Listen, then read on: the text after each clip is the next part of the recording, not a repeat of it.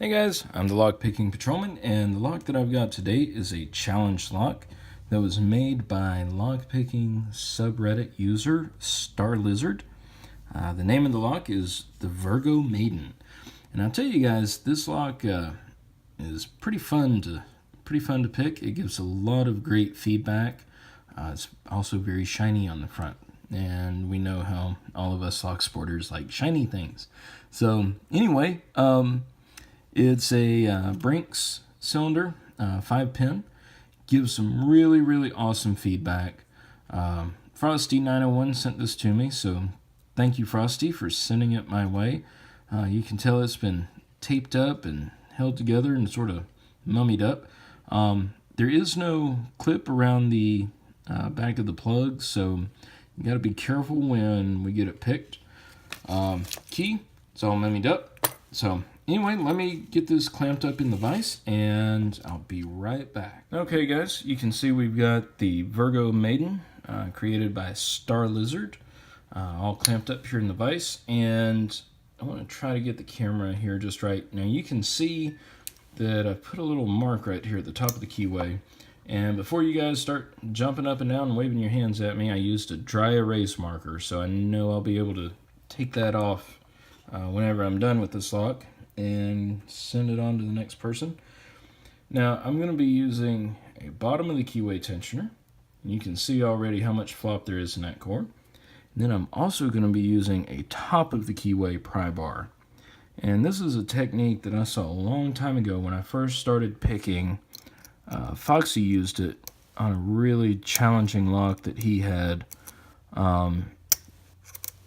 but with the T-pins that I know, and you can see right there already how much of a false set we've gone into.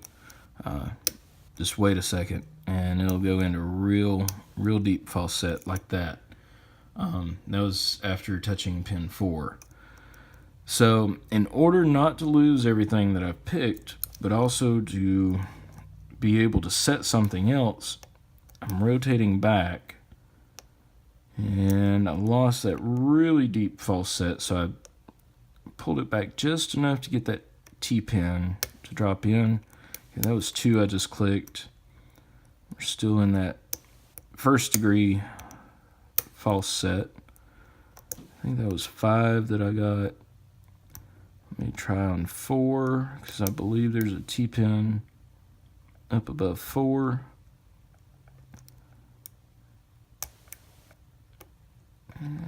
He feels pretty set. Okay, 5. I overset him, but I'm using a combination of tensioning. I'm tensioning it clockwise by pushing with my index finger up here on the top of the keyway, but then I'm also using my thumb and pressing down on this bottom of the keyway tensioner. That way I can manually control the core and which way I want it to go, so I don't rely on just sort of flip-flopping it just with one tensioner. I've got much more precise control over this plug. When I first picked this lock, I thought I got to that really deep false set you saw just a second ago, or this one here that you see just now, and I thought, oh, well, that was easy. But I didn't pick it on past there. And then I picked it a couple other times. And I was like, okay. And there we're open.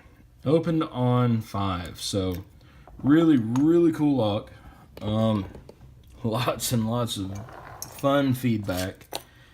And we'll get that key unmummied here in just a minute. But first I want to go ahead and get the plug out of here. I'm gonna slap a shim in there.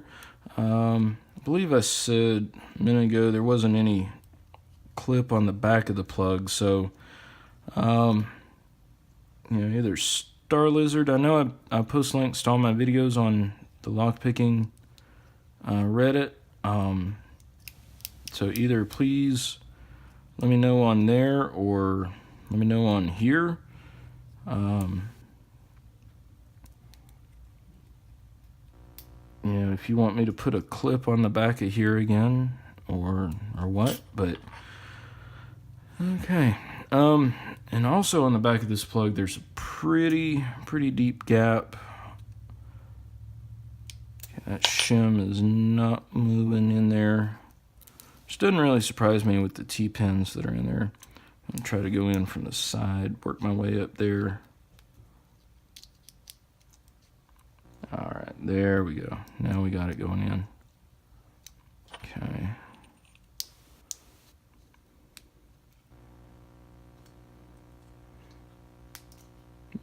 That was the whole face of the lock that popped off of here as well. You know what? Set this right here. Take care of this faceplate. Pull that shim out right there. Set that there. Okay, well, that wasn't quite the disaster that it could have been. Sorry about that camera earthquake again, guys.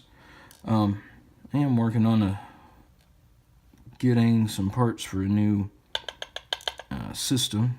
Okay, there we go. I'll have to go back and watch the video how that guy came out. I just realized that I didn't unmummy the key, but I will do that just right now. Okay, you can see some really great homemade pins. Down there, some really great homemade key pins. This thing is covered in grease too. I didn't do that. Let's see. Got some little bit of undercutting in 1. Definitely some countermilling, undercutting in 2. Plus how that second chamber's been widened out. Really, I bet will work with whatever's upstairs from there. Same with 3 undercutting on both sides, plus these little divots that have been drilled here. I would assume those came as construction holes, construction king holes. Undercutting again on 4, and 5 feels smooth from both sides. Okay, let's set this guy here. Get to what's upstairs. And then I will unmummy this key and we'll have a look at everything. Try not to make this a really long video. That was actually take 2 on the picking, just because the first one ran really long and I wasn't getting anywhere. Okay, we got a 2-part, a wafer, and then a T-pin. So one of those drunken spools. Yep. Let's see, let me go ahead and fish some of these pins out of here real quick as well. Okay, 1 is a steel spring. 2, also a steel spring.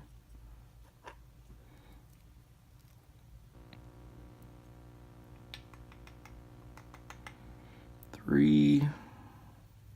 If I can get him to come out. If I can't, I'm going to leave him and I'll come back and try to get him. Let's see, let's get 4 and 5 from the back here. Okay, there's 5. Very nice homemade serrated. It actually looks sort of like a screw. In fact, that's sort of what pin 1 looks like, almost. 4 is a very deep spool. So let's try to get these springs out here. We're already up to a little over 8 minutes.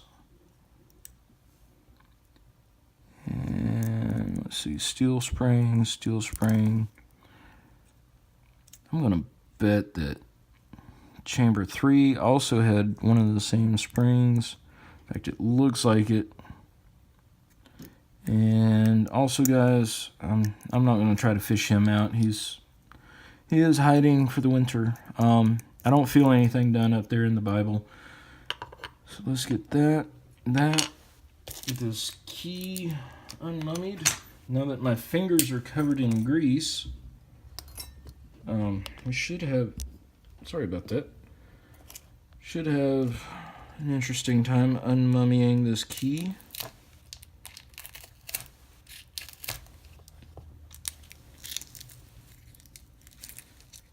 Okay.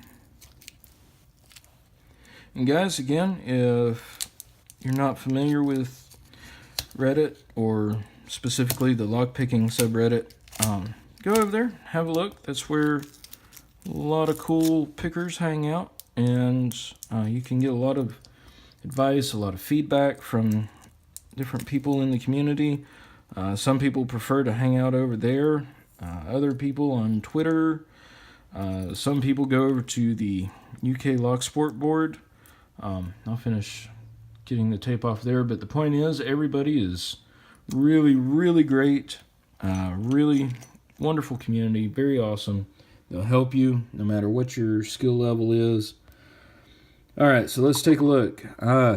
Chamber 1, steel spring. All the springs are the same. Driver is this little threaded, I believe it's a screw. Key pin is also serrated.